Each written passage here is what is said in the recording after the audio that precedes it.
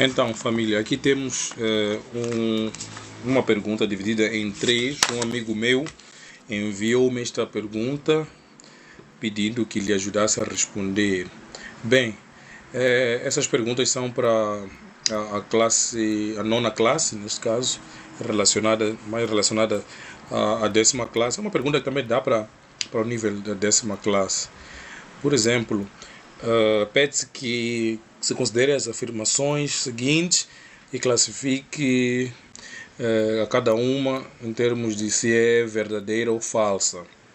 Bem, vamos começar com a primeira, a linha A. A função das lagartas de um blindado militar é que servem para diminuir a pressão na superfície. Aqui faltou-me a letra E. Então aqui devia dizer superfície, portanto I acentuado, superfície. Agora, aqui se calhar igual a mim aprendam novas palavras. Eu não sabia que aquela cremalheira de um blindado militar chama-se lagarta. Mas de que estamos a falar aqui? Está-se a comparar as marcas que o blindado militar deixa, por assim dizer, as rodas de um blindado militar. Um blindado militar, primeiro podemos até comparar com um veículo mais conhecido. Vamos falar de um carro. Um carro, na verdade, em movimento, cria marcas, uns 4 triângulos, visto que nós sabemos que a roda de um carro, onde faz contato com o solo, na verdade, forma um triângulo. Não é uma área, quer dizer, não faz contato num ponto ou numa linha, faz contato num plano. Portanto, cada uma dessas é uma roda. Aqui é uma vista lateral, né? Aqui trata-se das vistas superiores das rodas de um carro. Então, o que temos aqui? Temos as 4 rodas a fazer um contato com o asfalto, neste caso com o alcatrão.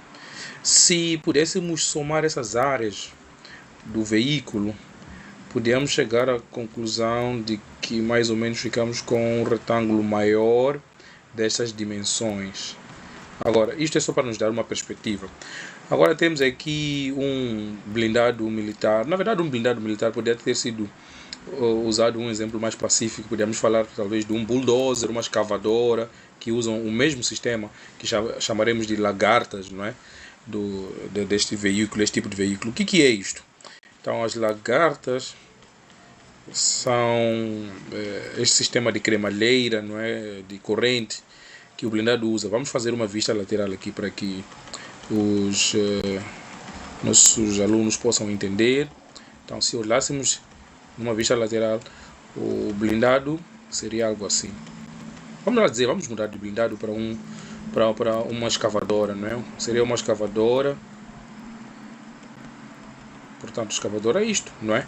Mas nós sabemos que a escavadora desloca-se por meio de rodízios que estão rodeados da tal chamada lagarta, não é?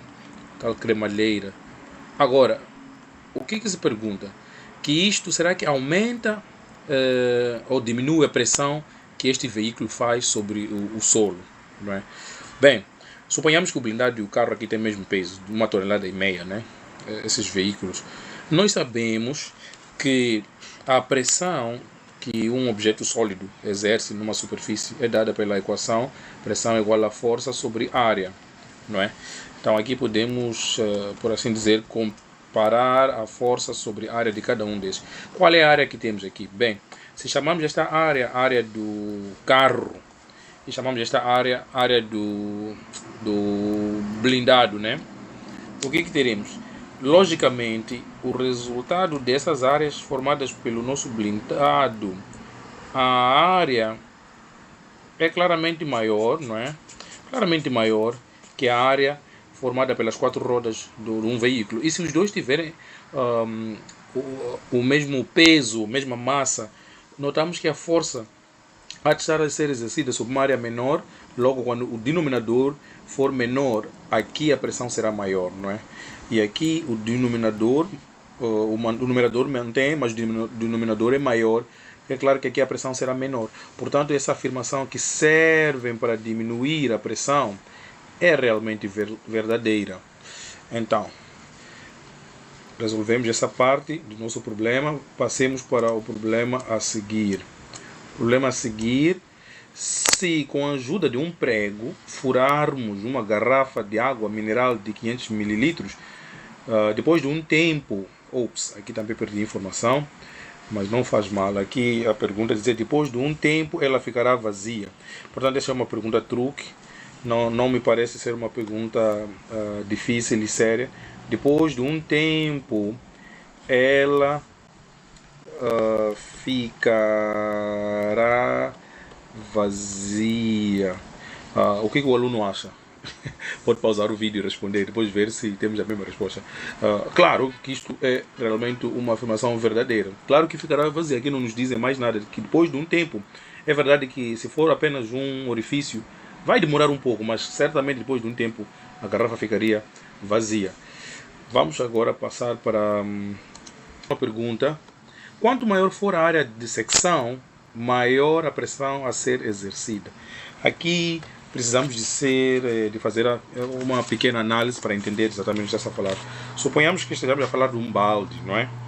Diz-se quando maior for a área da secção do furo feito, é uma continuação do B, será maior a pressão a ser exercida. O que é pressão? Nós já sabemos pressão, existe a pressão da qual falamos anteriormente, mas também temos a pressão hidrostática. Aqui está a falar mais da pressão hidrostática, não é? Pressão de fluidos, pressão de água e outros líquidos. Agora, vamos analisar através de um exemplo de uma torneira, de um balde assim a ser enchido por uma torneira, não é? Vamos ter aqui um balde. Este balde tem um orifício, né, na base. Agora, se a gente abrir a torneira, inicialmente o balde vazio, o que vai acontecer? Vamos estar a gerar um caudal, né, um fluxo volumétrico, um caudal que depende de volume sobre tempo, não é? Ok, aqui as unidades não combinam. Se eu escrevo isso tem que pôr segundos. Na verdade aqui quer dizer volume sobre o tempo. Então este fluxo volumétrico, podemos até dar um apelido. Vai ser o fluxo volumétrico para dentro do nosso balde, não é? E nosso balde vai começar a encher. Mas digamos que continuamos a encher o nosso balde. Vamos dizer que o nosso balde continua a encher e começa a ter uma certa quantidade, um certo volume de água. Por exemplo, aqui neste nível, começamos a ter uma quantidade de água. Aqui nesta fase, vamos começar a notar que a água também vaza do orifício. Lembra que dissemos que o nosso balde tem um orifício na base? A água começa a vazar, não é? Através dessa torneirinha. Portanto, aqui surge uma outra componente do fluxo, que vamos chamar de Q, caudal para fora. Então, temos o caudal para dentro e o caudal para fora, né? O fluxo volumétrico para fora. E agora que a água começa a aumentar, começamos a ter uma diferença de altura, notamos claramente que aqui já temos uma pressão hidrostática, não é? E essa pressão faz-se sentir aqui no buraco, não é? E essa pressão empurra a água no buraco. À medida que aumenta assim, a altura da água, o nível de água, e vamos ver que também vai aumentar a força que esta pressão faz sobre o buraco. Portanto, aqui vamos ver um aumento da nossa pressão. Mas suponhamos que com o decorrer do tempo, chegamos a uma fase em que essa água há de acontecer o que, à medida que ela vai enchendo, vamos chegar a uma fase em que os caudais, tanto o fluxo volumétrico para dentro, chega um momento em que o fluxo volumétrico para dentro é igual ao fluxo volumétrico para fora. Quer dizer que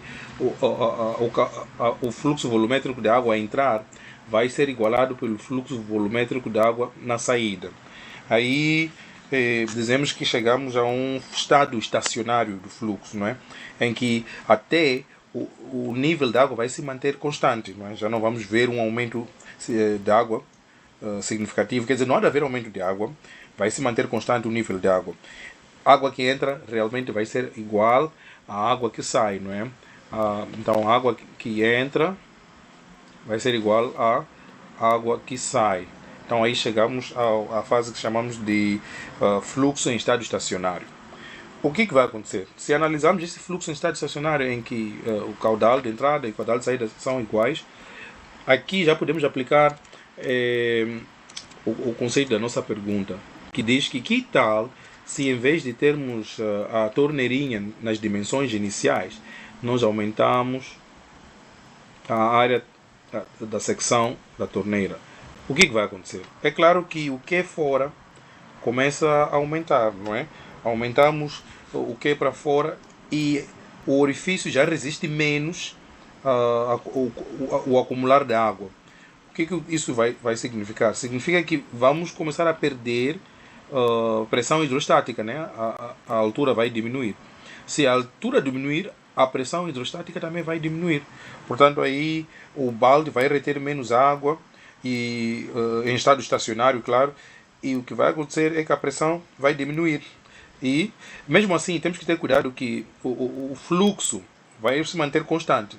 Fluxo para fora, em comparação com fluxo para dentro, vamos considerar que ainda se mantém constante. Mesmo assim, visto que o buraco é maior, já não vai resistir mais à saída da água e logo vai implicar negativamente na altura e assim a pressão vai diminuir. Portanto, aqui, quanto maior a área de secção, maior será a pressão. Essa expressão é falsa. Portanto, esses eram os problemas e as soluções para os problemas de hoje. Aqui fico na expectativa de estarmos juntos no próximo problema. Por enquanto, adeus. Obrigado.